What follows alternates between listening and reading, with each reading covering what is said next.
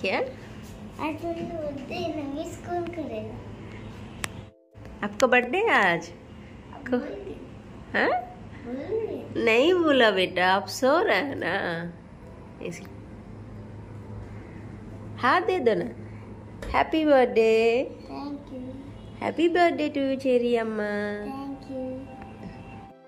Hi everyone, ఎలా ఉన్నారండి అందరూ? మీరంతా చాలా బాగుండాలని కోరుకుంటూ అమ్మను welcome back to our channel. ఈరోజు అయితే మా వాడి బర్త్డే, స్కూల్ కూడా లేదు, అందుకని నిన్నే స్కూల్కి చాక్లెట్స్ అవన్నీ పంపించి అక్కడైతే మ్యామ్ అయితే చక్కగా సెలబ్రేట్ చేశారు క్లాస్ రూమ్లో. అలాగే అసెంబ్లీ అవుతుంది కదా, అక్కడ కూడా మంచిగా సెలబ్రేట్ చేశాడు. వాడికి నచ్చినట్టు వాడు ఎన్ని నెలల కళ అయితే నెరవేరిపోయింది. గత 3 బర్త్డేస్గా వాడికి హెల్త్ అయితే ఫుల్ ఇష్యూస్ వచ్చాయన్నమాట. బర్త్డే వచ్చే టైంకి ఆ రోజు ముందు రోజు ఖచ్చితంగా హాస్పిటల్లో ఉండి బోల్డ్ అని బ్లడ్ టెస్టులు తీయించుకొని వాడు ఏడుస్తూ నన్ను ఏడిపిస్తూ ఇలా ఉండేది సిచ్యువేషను. ఈసారి కూడా మేము ఇంకేం ప్లాన్ చేసుకోలేదు. ఎప్పుడు అలా చేద్దాం ఇలా చేద్దాం, ఎవరినైనా పిలుద్దాం, వాడు ఊహ తెలిసిన కాడి నుంచి ఎప్పుడు పిలిచింది లేదు కదా అనుకుంటాము. ఏదో ఒకటి ఇష్యూ వస్తుందంట 3 బర్త్డేస్ నుంచి, అందుకని ఏమీ అనుకోలేదు. కానీ ఈసారి బాగున్నాడు, కాకపోతే వాడు బాగున్నాడు. కానీ నాకు కొంచెం బాగా హెవీ కోల్డ్, తలనొప్పి అవంతా వచ్చేస్తున్నాయి అనమాట. కొంచెం వీక్గా అనిపిస్తుంది. వాడు మాత్రం చాలా ఖుషీగా ఉన్నాడు. నేను జస్ట్ కేక్ వర్క్ చేస్తా, అది లోపల పెట్టమన్నాను. అంటే టేబుల్ అంతా ఫుల్ అయిపోయినాయి కదా, కిచెన్లో పెట్టమంటే వాడు ఇవాళ నా బర్త్డే, నాకు నేను సెల్ఫ్గా వర్క్ చేస్తాను, నేను వర్క్ చేయకూడదు అనేసి వెళ్ళిపోతున్నాడు అనమాట. చాలామందికి పిల్లల బర్త్డే సెలబ్రేట్ చేయడం అంటే చాలా ఇష్టం, చాలా సరదాగా కూడా అనిపిస్తుంది. ఫస్ట్ బర్త్డే చాలా గ్రాండ్గా చేస్తారు, సెకండ్ బర్త్డే చాలా గ్రాండ్గా చేస్తారు కదా. నాకు మాత్రం వాళ్ళు ఊహ తెలిసాక చేస్తే, అంటే మనం చేసేదేదో కొంచెం మంచిగా అప్పుడు చేస్తే వాళ్ళు ఎంజాయ్ చేస్తారు అనిపిస్తుంది. ఫస్ట్ సెకండ్కి కొంచెం తెలియదు కదా, కొంచెం ఏడుస్తారు. ఫస్ట్ దానికైతే మరి వాళ్ళకి అసలు ఏమీ అర్థం కాదు మనం ఎంత సెలబ్రేట్ చేసినా. వాళ్ళు ఎంజాయ్ చేసే ఏజ్లో చేస్తే మంచిగా అనిపిస్తుంది అని నా ఫీలింగ్ అనమాట. మా వాడికైతే లాస్ట్ ఇయర్ నుంచి వాడు బర్త్డేస్ సెలబ్రేట్ చేసుకోవాలి ఇలా అనేసి, ఆ రోజు ఇది ఇలా స్పెషల్గా ఉంటుంది అనేసి కొంచెం బాగా అర్థమవుతుంది. కానీ ముందంతా హెల్త్ ఇష్యూస్ వల్ల వీక్ అయిపోయేవాడు. లాస్ట్ ఇయర్ మనకు అప్పుడు ఛానల్ కూడా ఉంది కాబట్టి నేను వీడియో కూడా అప్లోడ్ చేశాను వాడి కోసం, కార్ కేక్ అది చేసి. కానీ ఈసారి వాడు బాగా యాక్టివ్గా ఉన్నాడు. అసలు ఎంత జోష్లో ఉన్నాడో మీరు ఈ వీడియో ఎండ్ వరకు చూస్తే అర్థమైపోతుంది అనమాట. అసలే వాడు ఫేస్లో గ్లో వచ్చేసింది, ఒక రకమైన గ్లో. అసలుకి లేచిన దగ్గర నుంచి నన్ను విష్ చేశారని మాకే గుర్తు చేస్తున్నాడు. వీడియో స్టార్టింగ్లో వాడు అడుగుతున్నాడు నన్ను. వాడికంటే ముందే నేను లేచి వచ్చానమాట. కొంచెంసేపు కూర్చున్నాను, వచ్చి వాడు ఎప్పుడో నిద్ర లేచి వచ్చి, వాడు నిద్రపోతున్నాడు కదా ఎందుకు డిస్టర్బ్ చేయడం అనేసి నేను ఉంటే వచ్చి నన్ను అడుగుతున్నాడు, నా బర్త్డే కదా నువ్వు విష్ ఎందుకు చేయలేదు అనేసి. అంత జోష్లో ఉన్నాడనమాట. ప్రతి ఒక్కరు కనిపించిన వాళ్ళందరికీ చెప్తున్నారు, కచరా అలా తీసుకెళ్ళడానికి వస్తారు కదా, వాళ్ళకు కూడా చెప్తున్నాడు అనమాట, చాక్లెట్ ఇచ్చి ఈరోజు నా బర్త్డే నన్ను విష్ చేయండి అని. అంత ఎంజాయ్ చేస్తున్నాడు అనమాట వాడి బర్త్డేని. ఇంట్లో ఏ స్పెషల్ డేస్ అయినా హెవీగా వర్క్ మనకుంటుంది. స్పెషల్ డే మిగతా ఫ్యామిలీ అంతా ఎంజాయ్ చేసినా ఆ వర్క్ మనకుంటుంది. మనం వాళ్ళ కోసం ఏదో ఒకటి సెలబ్రేట్ చేసో లేకపోతే రెడీ చేసో మనం హ్యాపీగా ఫీల్ అవుతాం అనుకోండి. ఈ రోజైతే 2 కేక్స్ చేస్తున్నాను. ఒకటి వచ్చేసరికి బాబు బర్త్డే కాబట్టి వాడికి నచ్చిన థీమ్లో అయితే కేక్ చేస్తున్నాను. నేను ఎప్పటి నుంచో అనుకున్నాను అనమాట ఇది చేద్దామని, మీకు చూపిస్తాను ఎండ్ వర్క్. అలాగే ఇంకోటి వచ్చేసరికి మా వారి 18 ఇయర్స్ సర్వీస్ అయితే కంప్లీట్ అయిపోయిందనమాట. ఆయన చూస్తే అర్థం కాదు 18 ఇయర్స్ ఆర్మీలో చేశారనేసి. 18 కంప్లీట్ అయ్యి 19 స్టార్ట్ అవుతుంది. సో నాకు చాలా గ్రేట్ఫుల్గా అనిపించింది అనమాట. నేను అది కూడా సెలబ్రేట్ చేయాలి అని అనుకున్నాను. అందరికీ ఎవరి జాబుల్లో వాళ్ళకి తగ్గట్టు చాలా డిఫికల్టీస్ అనేవి ఉంటాయి అనమాట. ఆర్మీ అనేది కూడా చాలా ఈజీ కాదు. ఇప్పుడు పీస్ ఏరియాలో ఉంటున్నారు, అంటే సిటీస్లో ఉంటే వాటిని పీస్ ఏరియా అంటారనమాట. లేమన్నా కొంచెం సిటీస్లో ఉండి కొంచెం ఇబ్బంది ఉండే ప్లేస్ అంటే ఇప్పుడు అస్సాం ఉందనుకోండి, అది సెమీ ఫీల్డ్ అంటారు. అక్కడ ఏనుగులు ఉంటాయి ఫుల్గా, కొంచెం ఇబ్బంది అయ్యే ప్లేస్, కాకపోతే దాన్ని సెమీ ఫీల్డ్ అంటారు. అది సిటీలానే ఉంటుంది కదా గువాహటి, అది సెమీ ఫీల్డ్ అంటారు అనమాట. ఇప్పుడు ఉదంపూర్ ఉంటుంది, అక్కడ చాలా ఇబ్బంది ఉంటుంది, దానిపైన ఉన్న వాటన్నిటిని ఫీల్డ్ అలా అంటారనమాట. ఇలా ఉంటుంది ప్లేస్ని బట్టి వాటిని ఫీల్డ్, సెమీ ఫీల్డ్ లేకపోతే పీస్ అనేసి ఇలా చేస్తారు. మా వారైతే పెళ్ళి కాకముందు జమ్మూ పైన ఇంకా ఏదో చెప్పారు ఏరియా అనమాట. అక్కడంతా ఎప్పుడు మంచు పడుతూ ఉంటుంది. వాళ్ళు ఎక్కడైతే పడుకుంటారో ఆ లైన్ ముందు కూడా అదంతా వాళ్ళు మార్నింగ్ లేచాక ఫస్ట్ చేయాల్సిన డ్యూటీ ఆ లైన్ ముందు ఉన్నంత మంచు అదంతా తీసేయాలంట. ఆ టైంలోనే ఆయన కాలుకి ఏదో ముళ్ళు లాంటిది గుచ్చుకుంది. అప్పుడు వాళ్ళు ఇంకా యంగ్ ఏజ్లో ఉంటారు కదా, అప్పుడు వాళ్ళు ఎంత అప్పుడు 17-18 ఇయర్స్ లోపే జాయిన్ అయ్యి ఉంటారు కాబట్టి ఇవన్నీ ఎవ్రీడే షూ వేసుకుని ఇవన్నీ చేయడం కొంచెం వాళ్ళకి అదేం పెద్దగా అనిపించదు. ఆ టైంలో ఒక ముళ్ళు గుచ్చుకుంటే అది ఏమవుతుందో తెలిసి, ఎంత చూయించినా యాసిడ్ పోయించినా ఆ ప్లేస్లో కట్ చేయించిన అది మళ్ళీ పెరుగుతూ వస్తుంది ఆ స్కిన్. అది వీక్లీ వన్స్ మనకి సర్జికల్ బ్లేడ్ ఉంటుంది కదా, ఆ బ్లేడ్తో కట్ చేసుకోకపోతే ఆయన అడుగు పెట్టలేరనమాట. ఇలాంటివి ఎన్నో ఫేస్ చేశారనమాట. ఒక్కొక్కసారి అక్కడ ఆ ఏరియాలో ఉన్నప్పుడు వారాల తరబడి, నెలల తరబడి స్నానాలు చేయకపోవడం, కనీసం వాష్‌రూమ్‌కి వెళ్ళాలన్నా కూడా ప్రాబ్లమ్ అవ్వడం, వాటర్ తాగాలన్నా కూడా ఇబ్బంది అవ్వడం. ఎందుకంటే అదంతా బర్ఫ్ కదా! ఇలా ఎన్నో ఫేస్ చేసి ఉంటారు. మా వారనే కాదు, ఆర్మీలో జాయిన్ అయిన ప్రతిసారి ఒక్కొక్కసారి మంచి ప్లేసెస్‌లో ఉంటారు. ఒక్కొక్కసారి చాలా హార్డ్ ప్లేసెస్‌లో ఉంటారు. అక్కడైతే ఒక్కొక్కసారి వర్క్ కూడా చేయాలనిపించదు. ఫ్యామిలీ బాగా గుర్తొస్తది. ఫ్యామిలీకి ఫోన్ మాట్లాడే ఛాన్స్ కూడా ఉండదు. ఇలా ఎవరొకళ్ళు ఏదో ఒకటైతే సిట్యుయేషన్స్ ఫేస్ చేసుంటారనమాట. కొన్ని కొన్ని చోట్ల అంటే వేస్ బాగోవు. వాళ్ళు వెహికల్స్ వెళ్ళే దగ్గర, వచ్చే దగ్గర అవి కొండలు అవన్నీ ఉంటాయి కదా! లోయలు అవన్నీ ఉంటాయి. అవి పడుతూ ఉంటాయి. చాలా డేంజరస్‌గా ఉంటాయి. రీసెంట్‌గా మా వారు ఒక మాట అన్నారనమాట. మా వారు ఆర్మీకొచ్చాక 7 ఇయర్స్ తర్వాత మ్యారేజ్ చేసుకున్నారు. నేను అదే అడిగానమాట. ఎందుకంత తీసుకున్నారు? వెంటనే చేసుకుంటారు గదా! అంటే, ఆయన ముందు అంటే ఆ 7 ఇయర్స్ అంటే ఒక 5 ఇయర్స్ పాటు ఆయనున్న ఏరియాస్ అంత బెటర్‌గా ఉండేవి కాదంట. కొంచెం ఇబ్బందికరంగా ఉండే ప్లేసెస్ కాబట్టి ఉంటామో, ఉండమో తెలీదు.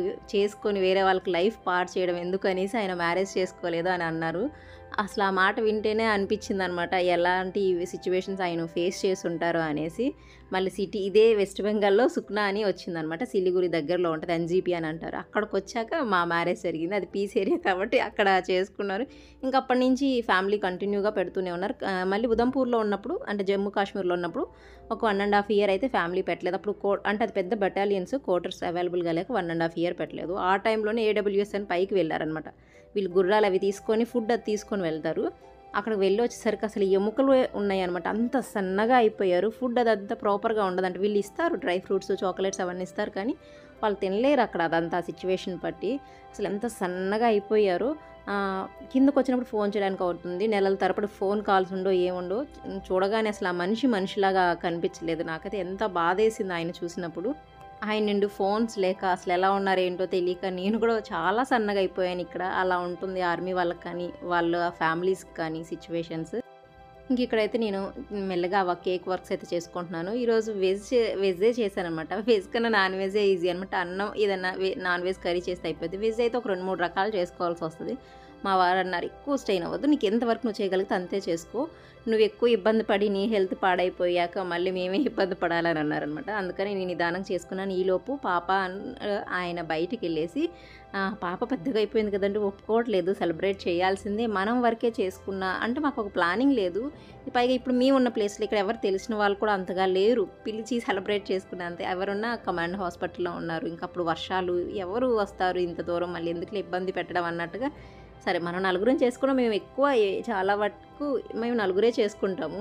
కానీ లోటు తెలీదనమాట. ఎవ్వరు లేరు, మంచిగా అవ్వలేదు అన్నట్టు ఉండదు. మీరు ఎండ్ వరకు చూస్తే మీకు అర్థమవుతుంది. మనకి ఇప్పుడేంటంటే మన పిల్లలు ఎక్కువ మాట్లాడుకుంటారు.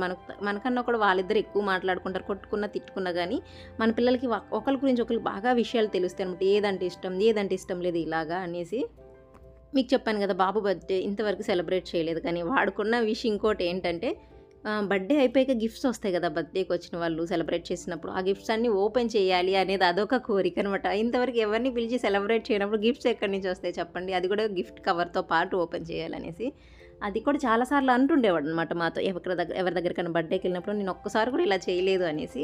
అయితే వాళ్ళ అక్క ఏం చేసిందంటే తన పాకెట్ మనీతో ఇలాగ వాడికి నచ్చిన ఐటెమ్స్ అన్నీ కొనుక్కొచ్చిందనమాట. అన్ని గిఫ్ట్స్ నేనే ఇచ్చేస్తానని. వాడు ఎప్పటినుంచో రిమోట్ కార్ అడుగుతున్నాడు. ఇది పెద్ద కాస్ట్లీ ఏం కాదు కానీ వాడేంటంటే కొన్ని రోజులు ఆడుకున్నాక దాని మీద ఇది పోద్ది. కాబట్టి కాస్ట్లీది అవసరం లేదని ఒక 200, 300 బిలోలో రిమోట్ కారు. తర్వాత వాడికి ఇష్టమైన స్నాక్ కానీ, తర్వాత స్టేషనరీ అలాగే ఇవన్నీ తీసుకొచ్చిందనమాట. వాడికి ఇష్టమైన స్టిక్కర్స్, పెయింటింగ్స్ ఇవన్నీ అంటే మరీ ఓవర్‌గా ఖర్చు పెట్టలేదు. అలాగని వాడు ఏదైతే బాగా లైక్ చేస్తాడో అవన్నిటిని బాగా గుర్తుపెట్టుకొని ఇలా తెచ్చిందనమాట. ఒక 10 ఐటెమ్స్ వరకైతే తీసుకొచ్చింది. ఫస్ట్ అంది 6th బర్త్‌డే కాబట్టి 6 గిఫ్ట్స్ నేను ఇస్తాను అంది. అలా పోయాక ఎన్ని తీసుకొని వచ్చిందో చూడండి. ఎవరి పిల్లలు వాళ్ళకి చాలా గొప్పగా అనిపిస్తారు కదా! అలాగే నా కూతురు కూడా నాకెంత సపోర్టివ్‌గా, ఎంత గా ఉంటుందో. అంటే చిన్నప్పుడు ఎంత క్రాంకీగా ఉన్నా తను 10 ఇయర్స్‌కే చాలా అంటే చాలా అండర్‌స్టాండింగ్ అనమాట. ఏ అమౌంట్ దేనికి ఖర్చు పెడుతున్నాం, మమ్మీ వాళ్ళ సిట్యుయేషన్ ఎలా ఉంది, మేము ఎలా బిహేవ్ చేయాలి, అలాగా చాలా అండర్‌స్టాండింగ్. మనం పిల్లల్ని అబ్జర్వ్ చేస్తుంటే అర్థమైద్ది కదా! ముందుకు వేయడం కానీ, కావాల్సిందే అని కానీ, ఉన్నదాన్ని ఎలా యూజ్ చేసుకోవాలని కానీ, ఏదైనా థింగ్స్ పాడు చేయడం గానీ, ఇలాగే ఉండదనమాట. చాలా ఆలోచిస్తది. తన గురించి మాకన్నా కూడా బయట వాళ్ళు దగ్గర నుంచి ఎప్పుడైనా ఫీడ్‌బ్యాక్ వస్తే చూడండి, అసలు ప్రతి ఒక్కళ్ళు ఎంత మంచి చెప్తారో. చాలా సమజ్దార్ మీ అమ్మాయి. ఎక్కువ హిందీ వాళ్ళు కదా! చాలా అండర్‌స్టాండింగ్ మీ అమ్మాయి. చాలా అంటే సమజ్దారు. ఏజ్ కన్నా కూడా మంచిగా ఎక్కువ ఆలోచిస్తది. చెప్పిన మాట బాగా వింటది. సైలెంట్‌గా ఉంటది. పద్ధతిగా ఉంటది. అంటే పద్ధతి మీన్స్ పిల్లలు అల్లరి అలా చేస్తారు కదా, అలా కాకుండా ఒక పెద్దరికంగా ఉంటుందన్నమాట. వాళ్ళ ఇంట్లో ఎవరైనా చిన్న పిల్లలు ఉంటే వాళ్ళని కేర్ చేయడం కానీ అలా చేస్తుందన్నమాట. బయట వాళ్ళ నుంచి వచ్చే ఫీడ్బ్యాక్ భలే హ్యాపీ అనిపిస్తుంది. నాకే అర్థం కాదనమాట, స్కూల్ నుంచి వచ్చేటప్పుడు కూడా చాలా పొలైట్గా ఉంటుంది, అందరికీ హెల్ప్ చేస్తుంది, ఇలాంటి ఫీడ్బ్యాక్ వస్తుంది అనమాట. బాగా అనిపిస్తుంది నాకు అలాంటివి వింటుంటే. చదువు ఇదంతా తర్వాత, ముందు మెయిన్ ఇవన్నీ ఉండి దాంతోపాటు చదువుంటే ఇంక ఓకే. నేను చదువు గురించి ఎప్పుడు ఫోర్స్ పెట్టను, నీకు ఎంతవరకు అవుతుందో అంతవరకు చేయమ్మా, నీకు కావాల్సినవన్నీ నేను చూసుకుంటాను అంటే ఏమన్నా తెలియకపోతే చెప్పించడం కానీ, లేకపోతే స్పెషల్గా క్లాస్ పెట్టించడం కానీ ఇలాంటివన్నీ చేస్తుంటాను. ఇంకా వాళ్ళ డాడ్ అయితే తెచ్చినవన్నీ తీసుకొచ్చి ప్యాక్ చేస్తున్నారన్నమాట. ప్యాకింగ్ కవర్ విడిగా తీసుకొని వచ్చారు. బెలూన్స్ అవన్నీ తీసుకొచ్చింది. ఒప్పుకుంటుందా? లాస్ట్ టైం తన బర్త్డేస్ మీకు చూసినప్పుడు కూడా మేము ఎక్కువ డెకరేటింగ్ అలా ఏం చేయలేదు. తను ఏంటంటే వద్దా అంటది. సర్లే అమ్మ, నువ్వు కేక్ చేసి ఆర్డర్స్ చేసుకొని ఇంట్లో వర్క్స్ చేసుకొని మళ్ళీ ఇవన్నీ ఎందుకులేదు, నాకు సింపుల్గా అయినా పర్లేదు, తమ్ముడికి అయితే ఇప్పుడు ఎంజాయ్ చేసే వయసు కాబట్టి అనేది తనేదో పెద్ద ఆరిందలా చెప్తుంది. వాడికి చేద్దాము, నాకేం ఇబ్బంది లేదంటది. చూడండి, స్టిక్కర్స్ కూడా వాడికి ఏవంటే ఇష్టం అవన్నీ తీసుకొని వచ్చిందనమాట. ఇవేంటంటే పాప దగ్గర ఎప్పుడైనా కనిపించినప్పుడు వాడు చెప్తుంటాడు కదా, అవి నాకు కూడా తెలియదు వాడికి ఇలాంటివి ఇష్టం అనేసి. తనకు బాగా తెలిసింది చూడండి. ఇంకా మళ్ళీ ఆయన డ్యూటీకి వెళ్ళాలి కాబట్టి అవన్నీ ప్యాక్ చేసేస్తున్నారు. ఈలోపు నేనైతే కేక్ రెడీ చేస్తున్నాను. నేను ఈసారి వాడి కోసం అయితే మాషా బేర్ కేక్ అయితే రెడీ చేస్తున్నాను. ఈ కేక్ నేను సపరేట్గా మీకు వీడియో చేస్తానులేండి. ఈ కేక్ 2 కేక్స్ చేశాను కదా, 2 కేక్స్ గురించి నేను సపరేట్గా వీడియో అయితే పెడతాను. వాడికి ఇష్టమైన కార్టూన్ అంటే ఎంత ఇష్టం అంటే అంత ఇష్టం అనమాట. మాషా బేర్ ఎంత ఎంజాయ్ చేస్తాడో. కేక్ మాత్రం సూపర్గా వచ్చింది, మీకు చూపిస్తానులేండి. నేను ఆ వర్క్ చేసుకుంటున్నాను, వాళ్ళు వాళ్ళ పని చేసుకుంటున్నారనమాట. అందరం కలిసి హాల్లోనే చేసుకుంటున్నాం. ఇక్కడ వాల్స్ ఏవి ఖాళీగా లేవు, అన్నిటి ఫ్రేమ్తో నింపేసాము. ప్లేస్ కరెక్ట్గా లేదనమాట. సరే, ఉన్న దాంట్లోనే మేము సెట్ చేసుకున్నాము. బాబు పుట్టక ముందంతా నా లైఫ్ ఒక రకంగా, పుట్టాక ఒక రకంగా అనేసి నేను 100% చెప్తానమాట. అసలు నాలో ఇంత స్ట్రెంగ్త్ ఉందా అనేసి నేను అంతకుముందు ఎప్పుడో లాస్ట్ ఒక వీడియోలో కూడా చెప్పాను. ఇంత స్ట్రెంగ్త్ ఉందా అనేది మాత్రం మా వాడు పుట్టుకతోనే ప్రూవ్ అయ్యింది. నేను ఒక ఫ్యామిలీని లీడ్ చేయాలి, నేను చూసుకోగలను అనేది అంతా నాకు మాత్రం వీడితోనే వచ్చింది. నేను చెప్తుంటాను చాలాసార్లు, మనం ఏది చేయాలనుకున్న లేడీస్ మనం చేయగలుగుతాం, కాకపోతే మన స్ట్రెంగ్త్ మనకు తెలియదు అంతే అనేసి. వీడి పుట్టుకతో మాత్రం నా స్ట్రెంగ్త్ ఏంటి, నేను ఏదైనా చేయగలుగుతాను ఒక నమ్మకం అయితే వచ్చింది బాబు పుట్టుకతో.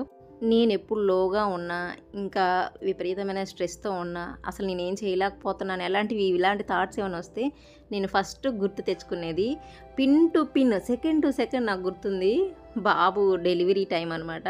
పిన్ టు పిన్ అనమాట. ఇంత దాన్ని నేను ఫేస్ చేసి వచ్చాను, అసలు సచ్చి మళ్ళీ బతికాను అని అంటాం కదా మనం ఎవరికైనా డెలివరీస్ అయితే, మనం అక్కడ దాకపోయి మళ్ళీ వచ్చారు అనేసి. అలాంటి సిచ్యువేషన్ నేను సింగిల్గా హ్యాండ్ చేశాను. ఇవన్నీ ఒక లెక్క అని అనిపిస్తుంది అనమాట. తర్వాత జనాలు ఏంటి, వాళ్ళ మనస్తత్వాలు ఏంటి, ఎక్కడ వరకు ఎవరు ఎంతవరకు మనతో ఉంటారు, ఎలా బిహేవ్ చేస్తారు, అసలు మనం ఎలా ఉండాలి, మన ఫ్యామిలీని ఎలా లీడ్ చేసుకోవాలి, అంతా నా కొడుకు పుట్టుకతోనే నేను నేర్చుకున్నాను.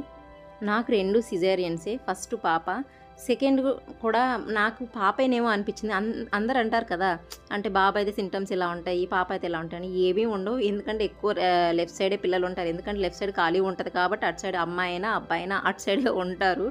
మనకేం పెద్ద అలాగేం ఉండదు, డిఫరెన్స్ ఏం తెలియదు. కాకపోతే కొన్ని దాంట్లో వామిటింగ్స్ ఉంటాయి, కొన్ని వామిటింగ్స్ తక్కువ ఉంటాయి. నాకు మాత్రం విపరీతమైన వామిటింగ్స్ ఉండేవి, తట్టుకోలేనంత వామిటింగ్స్ ఉంటాయి అన్నమాట. సింగిల్గా చాలా అయితే ఇబ్బంది పడ్డాను నేను, చేసి పెట్టేవాళ్ళు లేకపోతే ఎవరైనా చేసి పెడితే బాగుండు అనేసి. నేను ఈయనతో పాటు ఉన్నాను కదా, నాకు అమ్మ కానీ అత్త కానీ ఎవరు రాలేదు. నేను ఇంకా అలా అనిపించేదనమాట, అసలు ఎవరైనా చేసి పెడితే బాగుండు, నా పిల్లలు అసలు హెల్దీగా పుడతారా లేదని. మా వారికి కూడా అప్పుడు ఏం తెలియదు, ఏదన్నా చూడాలి, చేయాలి, పెట్టాలని ఆయనకు కూడా ఏం తెలియదు. విపరీతమైన వామిటింగ్స్, నీరసం, ఆకలి, అబ్బో చాలానే ఫేస్ చేశాను. వాళ్ళు పుట్టిన దగ్గర నుంచి మళ్ళీ ఒక 1.5 ఇయర్ వరకు ఏడుస్తూనే ఉంటారు, నిద్ర ఉండదు, ఫుడ్ ఉండదు సరిగా. పిల్లలతో పడలేని థాట్లు ఒక్కదాన్నే నేను పడ్డానమాట. అందుకే ఇంత స్ట్రాంగ్ అయిపోయి ఉన్నాను నేను. ఫస్ట్ పాప డెలివరీ అప్పుడు నేను అమ్మ దగ్గర ఉన్నాను. డెలివరీ టైంకి నేను వచ్చానమాట. అప్పుడు వెస్ట్ బెంగాల్లోనే ఉన్నాము, అమ్మ దగ్గర ఉన్నాను. నాకు ఎమర్జెన్సీలో ఆపరేషన్ అయిందనమాట. నైట్ 12 ఆ టైంకి, 12:30 ఆ టైంకి. ఆ టైంకి నాకు అందరు ఇంట్లోనే ఉన్నారు, అది హాస్పిటల్లోనే ఉన్నారు. నాది పెద్ద ఫ్యామిలీ, అమ్మ, పిన్నులు, బాబాయిలు, వాళ్ళ పిల్లలు చాలామంది అయితే హాస్పిటల్లో ఉన్నారు. వాళ్ళందరిని చూసి ఒక ధైర్యం అనేది ఉంటుందన్నమాట. తర్వాత పిల్లలకి ఫీడ్ చేయాలన్నా మా అమ్మ వచ్చి తీసుకొచ్చి పాప నా దగ్గరికి అందించేది. ఆ తర్వాత వాష్రూమ్కి వెళ్ళాలన్నా నన్ను పట్టుకొని తీసుకొని వెళ్ళేది.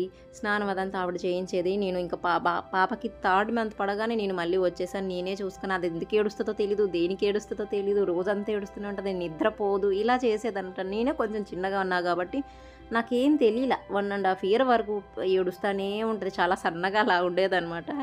ఓకే. దాన్ని ఎలాగోలా పెంచుకున్నాను. తర్వాత బాబు టైంలో అయితే నాతో పాటు ఎవ్వరూ లేరు. నేనైతే అప్పుడు మధ్యప్రదేశ్‌లో ఉన్నాను మావులో. ఆ టైంకి అత్తమ్మ వాళ్ళైతే వచ్చారు. ఈరోజు మార్నింగ్ అంటే నేను జూలై 10థ్ మార్నింగ్ పాపని రెడీ చేసి స్కూల్‌కి పంపించి, ఆ రోజు ఈవినింగ్ నేను హాస్పిటల్‌లో అడ్మిట్ అయిపోతే, మళ్ళీ కరెక్ట్‌గా జూలై 22కి నేను పాపను మళ్ళీ రెడీ చేసుకొని నేను స్కూల్‌కి పంపించుకున్నాను. జస్ట్ ఒక 10 డేస్ కూడా నేను రెస్ట్ తీసుకుంది లేదనమాట. మళ్ళీ స్కూల్‌కి పంపించుకొని డైలీ వర్క్స్, అసలు నాకు ఆపరేషన్ అయిన అది కూడా గుర్తే లేదనమాట. అలా చేసుకున్నాను. నేను జూలై 10 అడ్మిట్ అయ్యాను. ఆ రోజు నైట్ అంతా నిద్ర లేదు. ఆల్రెడీ ఏమంటే డెలివరీ అయ్యి ఉన్న వాళ్ళు, నాకు ఆల్రెడీ ఒక డెలివరీ అయిపోయింది కాబట్టి ఫస్ట్ డెలివరీ వాళ్ళు కంగారు పడుతున్నారు, పిల్లలు ఏడుస్తున్నారు. అక్కడ అంత పెద్దగా స్టాఫ్ కూడా కరెక్ట్‌గా లేరనమాట. నైట్ ఏడుస్తుంటే వచ్చి చూసుకోవడం కానీ, లేకపోతే ఆపరేషన్ అయిన వాళ్ళకైనా, నార్మల్ డెలివరీ అలా పట్టించుకోవడం లేదు సరిగా. అది ఆర్మీ హాస్పిటల్ కానీ అంతగా ఏమీ లేదు, చిన్నగా ఉంటదనమాట అక్కడ మధ్యప్రదేశ్‌లో. అయితే నేను వాళ్ళకి హెల్ప్ చేస్తున్నాను. నెక్స్ట్ డే నిద్ర లేదు, అలా లేదు. తర్వాత నాకు జూలై 12న నాకు ఆపరేషన్ అయితే అయింది. నేను మార్నింగ్ 8:00కి నాకు ఆపరేషన్ థియేటర్‌కి ఒక పెద్ద హాల్ లాగా ఉంటది. దాంట్లోనే ఆపరేషన్ థియేటర్ అనమాట. బయట ఫస్ట్ ఉంచుతారు. తర్వాత లోపలికి తీసుకెళ్తారు ఆ రూమ్‌లోకి. అయితే 8:00 నన్ను తీసుకెళ్తే వాళ్ళేంటి తెలుసా, ఎమర్జెన్సీ ఆ కేస్ అనేసి ఒక కేసుని తీసుకొచ్చారు. నాకు సెలైన్ ఎక్కుతుంది. వాళ్ళకి ఆపరేషన్ చేశారు. ఆ ఏడుపులు, ఆ సౌండ్స్, అవి సౌండ్ వస్తా ఉంటది కదా ఐసీయూది.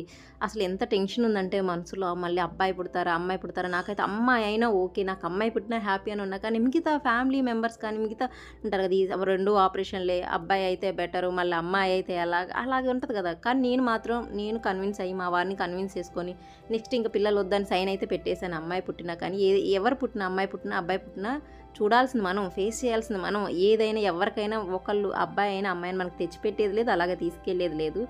ఎవరైనా నాకు ఈవెనే అనుకున్నాననమాట. నెక్స్ట్ అమ్మాయి పుట్టినా ఐఎమ్ హ్యాపీ అన్నట్టు నేనైతే ఫిక్స్ అయ్యి ఉన్నాననమాట. ఈ గోల్ అయితే నేను పెట్టుకోలేదు. కానీ మిగతా మెంబర్స్ అంతా ఉంటారు కదా, అబ్బాయి అయితే బెటర్ అనేసి. ఎంత కాదన్నా ఆ స్ట్రెస్ అయితే నాలో కొంచెం అయితే ఉంది. ఒకవేళ అబ్బాయి అయితే మళ్ళీ ఎలాగా, అందరూ అర్థం చేసుకోవాలని లేదు కదా, అది మన చేతుల్లో లేదు కదా అనేది అందరూ అనుకోవాలని లేదు కదా, అది కూడా ఉంది. ఒక ఎమర్జెన్సీ కేస్ అయిపోయిందనుకో గాని, ఇంకో అబార్షన్ కేస్ అనమాట. అంటే తనకు బేబీ కిందకి జారిపోతుందనమాట. 6 మంత్స్ వచ్చి అది పట్టుకోవడం లేదు. అంటే ఆ గ్రిప్ అనేది ఉండక జారిపోతుంది. ఇంకా బేబీని తీసేసి మళ్ళీ ఆవిడకి స్టిచ్ చేసేసారు.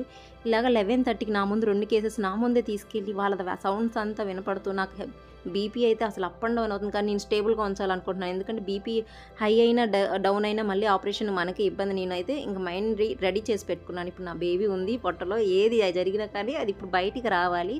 నేను టెన్షన్ పడి, ఇబ్బంది పడి నన్ను నేను గుల్ల చేసుకోవడం కంటే, నేను పీస్‌ఫుల్‌గా ఉందామన్నట్టుగా, మన కోసం అమ్మ అనేది ఉంటే ఆ ఫీల్ అనేది వేరండి. ఆ టైంలో ఎవరికైనా ఎంత కొంచెం ధైర్యం అనిపిస్తది.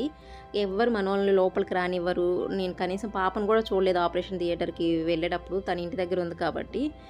తర్వాత 11:20కి నాకు బేబీనైతే బయటికి తీశారు. ఫస్ట్ ఏడుపైతే వినిపించింది. కానీ నేను బేబీ వైపు చూడలేదు. ఒకవేళ ఆ స్ట్రెస్ అనేది ఉందని చెప్పాను కదా, ఒకవేళ మళ్ళీ అమ్మాయి అయితే కొంచెం మళ్ళీ నాకేమైనా ఇబ్బంది అవ్వచ్చు. ఏదైనా ఓకే అన్నట్టు హెల్తీగా పుడితే చాలా అనుకున్నాననమాట. తర్వాత నాకు తీసుకొచ్చి ఫస్ట్ నాకు సివిల్ హాస్పిటల్‌లో జరిగింది కదా పాప అప్పుడు, నాకేం దగ్గర తీసుకొచ్చి చూయించలే. వీడిని తీసుకొచ్చి నాకు టచ్చే కానీ చూడగానే అబ్బాయి ఎంత హ్యాపీ అనిపించిందో నాకైతే. ఫస్ట్ మా మామయ్యని, మా హస్బెండ్‌ని చూడాలనిపించింది. మా వారికి కూడా లేదు కానీ మా మామయ్యకి ఉందనమాట అబ్బాయి పుట్టాలి అనేసి.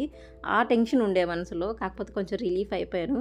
వెంటనే ఆయన చూడాలనిపించింది మా వారిని అయితే మెయిన్‌గా. కాకపోతే నాకు 1½ అవర్ వరకు అయితే ఆయన్ని నన్ను చూడడానికి పర్మిషన్ లేదనమాట. నేను ఐసీయూలోనే ఉంచారు. ఆ తర్వాత ఆ నైట్ నుంచే నేను చూసుకోవడం స్టార్ట్ చేశాననమాట. నైట్ మనకైతే 2 రోజుల వరకు టాయిలెట్ బ్యాగే తీరు. అక్కడ మాత్రం ఈరోజు మార్నింగ్ 11:30కి నాకు ఆపరేషన్ అయింది కదా, తర్వాత next day morning early morning 5:00 కల్లా టాయిలెట్ బ్యాగ్ తీసేసి నన్నే నడవమన్నారు. అలాగే నడిచాను, కళ్ళు తిరిగినాయి, పడ్డాను, లేచాను, వాడిని చూసుకున్నాను, డ్రెస్ చేంజ్ చేశాను. అసలు అప్పుడు వర్షాకాలం, జూలై అంటే మనకు తెలిసింది ఎంత వర్షాలు ఉంటాయో. ఫుల్లుగా వాడికైతే ఇంటికి వచ్చాక 3-4 డేస్‌లోనే డిశ్చార్జ్ చేశారు. స్టిచెస్ అన్నీ మళ్ళీ అవి ఉంటాయి కదా, కరిగిపోయే ఉంటాయి కదా బాడీలో, అవి ఇన్ఫెక్షన్ అయినాయి లైట్‌గా. ఎందుకంటే నేను రెస్ట్ తీసుకుంటుందే లేదు. బాబుని చూసుకోవడమే సరిపోయింది. వాడికి డైపర్ ర్యాష్ అయింది. ఆ వర్షాకాలంలో నేను పడ్డ తిప్పలు కాదు. మనకులాగా ఇక్కడైతే అవన్నీ ఉండవు కదా, క్లాత్‌లు అవన్నీ. అసలు నాకు ఆపరేషన్ అయిందా అనేది గుర్తు కూడా లేదు. నైట్ ఏడుస్తాడు, లేచి కూర్చోవడం, ఎత్తుకోవడం, నాకు నేను రెస్ట్ తీసుకోవడం లేదు అనమాట. 12th డే నుంచి 15th డే నుంచి నేను కింద కూర్చొని వాడికి స్నానం చేయించుకోవడం, వాడి బట్టలు వాష్ చేసుకోవడం. ఎందుకంటే డైపర్స్ వేయకూడదు. వాడు డైలీ ఒక 15-20 టైమ్స్ వెళ్ళేవాడనమాట. అవి జస్ట్ వాటర్‌తో తుడిచి, అంటే కాటన్‌తో తుడిచి మళ్ళీ దాన్ని డ్రై చేసుకొని ఆయింట్‌మెంట్ రాసుకొని, ఇది అసలు ఈజీ అని కూడా కాదు. అసలు చేయకూడదు కూడా ఒక సిజేరియన్ అయిన పర్సన్ అయితే మాత్రం. కానీ నేను అన్నీ చేసుకున్నాను. అప్పుడే డిసైడ్ అయ్యాననమాట. జనాలు ఏంటి, ఎలాగా, ఎందుకు, ఎప్పుడు, ఏ టైంలో ఎలా చూస్తారు, ఎవరు మనతో ఉండరు. మనమే మన ఫ్యామిలీని లీడ్ చేసుకోవాలని. అప్పుడు నేను ఫిక్స్ అయ్యాను. నా చిన్నోడు వీడు మాత్రం స్కూలింగ్ స్టార్ట్ అయితే నేను పిల్లల్ని చూసుకుంటూ ఏదో ఒకటి నేర్చుకొని ₹1 అయినా, ₹2 అయినా నాది నేను ఎర్న్ చేసుకోవాలి ఎంతో కొంత. అదంతా అప్పుడు డిసైడ్ అయిందనమాట. జస్ట్ ఎప్పుడైతే వాడు నర్సరీలో జాయిన్ అయ్యాడో అప్పటి నుంచి నేను బేకింగ్ కానీ, స్టిచ్చింగ్ కానీ, అలాగే నేను బ్యూటీషియన్ కూడా నేర్చుకున్నాను. కానీ అది మధ్యలో వదిలేశాను, నేను కంటిన్యూ చేయలేదు. ఎందుకంటే నాకు పిల్లల్ని చూసుకోవడానికి అవడం లేదు. నేను అనుకున్నదే నా థియరీనే పిల్లల్ని చూసుకుంటూ ఏమైనా వర్క్స్ నేర్చుకోవాలని. నేను అది బయటికెళ్ళి నేర్చుకోవాలి కాబట్టి నాకు అది అవ్వలేదు. కాబట్టి కొంచెం నేర్చుకోవాలంటే హాఫ్ వర్క్ నేర్చుకొని మిగతాది నేను అది చూసుకోలేదు. నాకు స్టిచ్చింగ్ కన్నా కూడా బేకింగ్ బాగా సెట్ అయింది. ఇంకా అందుకని నేను వర్క్ చూసుకుంటూ అలాగే బేకింగ్ ఇప్పుడైతే యూట్యూబ్ కూడా స్టార్ట్ చేశాను. మొదట్లో బాగా స్ట్రెస్ ఉండేది, కానీ ఇప్పుడు నేనే వదిలేస్తున్నాను. నాకు అయినంత వరకే హ్యాపీగా చేసుకునే వర్క్నే హ్యాపీగా చేసుకుందాము. లేకపోతే ఇక్కడ నన్ను ఎవరు కొట్టేవాళ్ళు కానీ, నువ్వు ఈరోజు వీడియో పెట్టలేదు అనేసి యూట్యూబ్ నుంచి నాకేమైనా గోల కానీ, లేకపోతే నీకు ఈ మంత్ శాలరీ ఇవ్వనని కానీ ఇలా ఏమి ఉండదు. కాబట్టి చాలా రిలీఫ్గా చేసుకుందామని నన్ను నేనే ఇలా చెప్పుకొని ఇప్పుడైతే నేను ఎలాంటి స్ట్రెస్ తీసుకోకుండా హ్యాపీగా చేసుకుంటున్నాను కుదిరిన టైంలో. ఒకవేళ పాప డెలివరీ కూడా వీడి డెలివరీ లాగా ఉండి చుట్టూ 10 మంది ఉండి నాకు హెల్ప్ చేసి పెట్టుంటే నాకు అంత రెస్పాన్సిబిలిటీ వచ్చి ఉండేది కాదేమో. అవి వీడితోనే అనమాట. అలాగా అప్పుడు ఇబ్బంది పడ్డా కానీ నేను చాలా నేర్చుకున్నాను. అదే ఇదితో నేను ఇంత స్ట్రిక్ట్గా అన్నీ నేర్చుకోగలిగాను అనమాట. లేకపోతే ఆన్లైన్ ఎక్కడ, నాకు 2 పిల్లలు ఉన్నారు, ఇంట్లో పనులు ఉన్నాయి, అవి ఇవి అనేసి ఏమన్నా నాకు నేనే అవకాశాలు వెతుక్కొని మానేసేదాన్నేమో. అప్పుడు తగిలిన దెబ్బతో మాత్రం ఇప్పుడు కొంచెం నేను సెట్ అయిపోయాను అనమాట. తర్వాత నాకు నమ్మకం ఉంది, ఇంకేదైనా నేను నేర్చుకోగలుగుతాను, ఇంకా ఇంతకంటే బెటర్గా చేయగలుగుతాననే. నేను చాలాసార్లు చెప్తాను, ప్రతి ఆడపిల్లకి మొత్తుకునేది ఒకటే అనేసి, మీరు చదువుకుంటే మంచి చదువుకొని జాబులు చేయండి, మీకంటూ మీకు ఒక నేమ్ ఉండేలా చూసుకోండి. పెళ్ళి అయ్యాకైనా పెళ్ళికి ముందైనా సరే జాబ్ లేకపోతే ఇలా ఏదైనా చేసుకోండి, కానీ మీ ఫ్యామిలీ బెటర్గా ఉంది కదా అనేసి నార్మల్గా అయితే ఉండమాకండి. ఏ సిచ్యువేషన్స్ ఎలా ఉంటాయి, ఏ మాటలు ఎలా వస్తాయి, ఇవన్నీ మనం ఎక్స్పెక్ట్ చేయలేము. మనకి అనుకున్నట్టుగా అన్నీ కుదరవు. కాబట్టి మనకు చాలా స్ట్రెంగ్త్ ఉంటుంది, దాన్ని యూజ్ చెయ్యాలి. మనకు తెలీదు, ఇలాంటి ఏమన్నా దెబ్బలు తగిలినప్పుడు అన్నీ తెలుస్తాయి అన్నమాట, మనం ఏదైనా చేయగలుగుతాం అనేసి. నిజంగా అండి, అన్నీ అనుకుంటేనే, లేకపోతే ఏదైనా తెలియదు కూడా. మనం కావాలి అనుకుంటే 100 సార్లు మిస్టేక్ అయినా కానీ వాటి గురించి మనం తెలుసుకుంటాము. మొయ్యలేము అనుకున్నది కూడా చాలా బాగా మోస్తాము. కాబట్టి ఫేస్ చేయడానికి ఏదైనా రెడీగా ఉండండి. ఆ టైంలో సిచ్యువేషన్ కొంచెం టఫ్ ఉన్నా కానీ దాని నుంచి ఎంతో కొంత నేర్చుకుంటాము, మనం చేంజ్ అవుతాము, కొన్నిసార్లు రియలైజ్ అవుతుంటాము. కాబట్టి డౌన్ అవ్వమాకండి. డౌన్ అయినా కూడా మళ్ళీ మీకు మీరే కంబ్యాక్ అయితే తెచ్చుకోండి. ఎప్పుడు ఎంతైనా సరే ఒకళ్ళ మీద అయితే డిపెండ్ అవ్వమాకండి. మీ సెల్ఫ్గా మీరు ఉండడానికి ట్రై చేయండి. మీరు ఒక ఫ్యామిలీని లీడ్ చేయాలి, వాళ్ళని చూసుకోవాలి, వాళ్ళ రెస్పాన్సిబిలిటీ అదంతా. మనం ఎంత స్ట్రాంగ్ ఉంటామో మన ఫ్యామిలీ అంత హ్యాపీగా అంత బాగుంటుందన్నమాట. ఫైనల్గా అయితే మా వాడి బర్త్డే చాలా బాగా సెలబ్రేట్ చేసాము. చూసారు కదా వీడియోలో, వాడికి నచ్చిన కేకు, అలాగే వాడు ఒక్కొక్క గిఫ్ట్ తీస్తున్నప్పుడు వాడు హ్యాపీనెస్ చూడండి. మంచిగా ఇలా నీట్గా సింపుల్గా డెకరేట్ చేసి వాడి విష్ అయితే ఒకటి కంప్లీట్ అయిపోయింది, బర్త్డే అనే విష్. చూసారు కదా, అది 1 year 2 years అప్పుడు చేస్తే ఆ ఫొటోస్ ఉంటాయి, కానీ వాళ్ళకి హ్యాపీగా ఎంజాయ్ చేయలేరనమాట. ఇప్పుడు చూడండి, మనం తక్కువలో అయినా ఇంత మంచిగా సెలబ్రేట్ చేసుకోవచ్చు. ఈ వీడియో అయితే మీకు నచ్చిందని అనుకుంటున్నాను. వీడియో నచ్చితే తప్పకుండా లైక్ చేయండి. Thank you for watching. మళ్ళీ కలుద్దాం మరో వీడియోలో.